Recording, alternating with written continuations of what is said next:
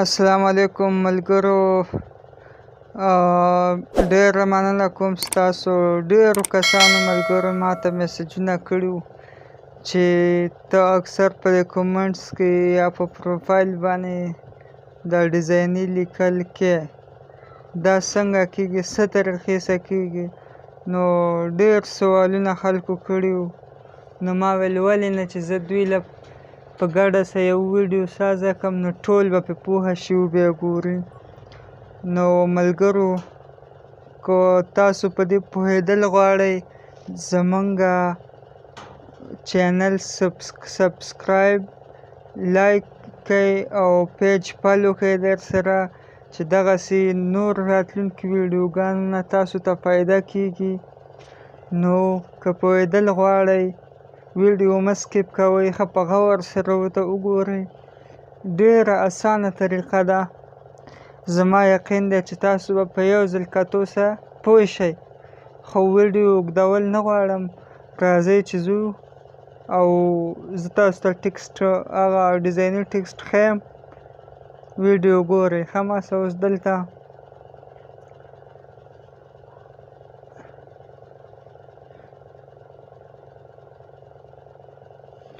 تاسو به ملګرو لاړ شئ د ټولو نه مخکې پلی سټور ته. تاسو به هلته کې ولیکئ سرچنګ کې سټایلش ټکسټ، نو په هغې کې به مختلف قسمه راشي.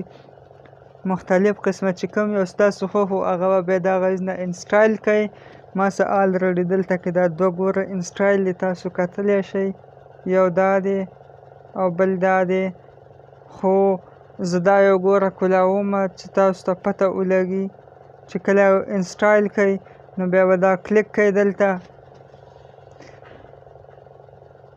بیا به ورپسې دا دې ګوره دلته کې راغله ډیزاینونه، لکه اوس به دلته کې ولیکمه زه سبسکرایب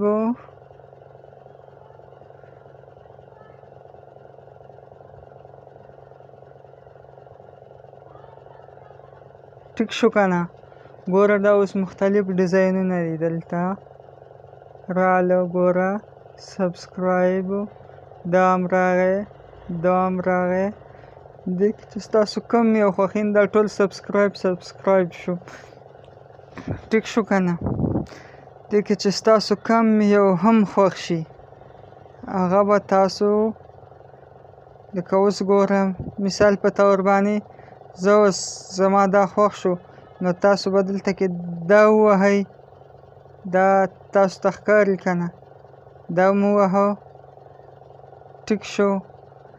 دلته کې دا دی بره د ټولو نه مخکې اول خو دا کم څه چې ما ولیکل دا که تاسو په میسنجر یا چاته سینډ کوئ ډایرکټ به ووایي یا واټساپ یا نیوز فیډ، او که نه یې که نه دا به دلته کې کاپي کړئ، نو دا بیا په هر څه کې استعمالولی شي. کاپي شو. دلته کې به اوس ګوره راشئ فیسبوک ته، دا فیسبوک شو. ټیک شو که نه. لکه دا اوس تاسو اوس په کمنټس کې هم اچولی شئ. ګوره که نه دلته کې دا ولیکئ، ولې لیدو راغی سبسکرایب. دا تاسو په پروفایل باندې سلیکټ کولی شئ، په هر څه باندې. ملګرو که ویډیو مې خوښه شوي چینل لایک سبسکرایب کړئ او زمونږ فیسبوک پیج فالو کړئ، دغسې چې نور ویډیوګانو نه تاسو ته فایده میلاویږي ټایم په ټایم سره، او ملګرو سره هم شیر کړئ. د ویډیو کتلو وخت راکولو ډېره مننه.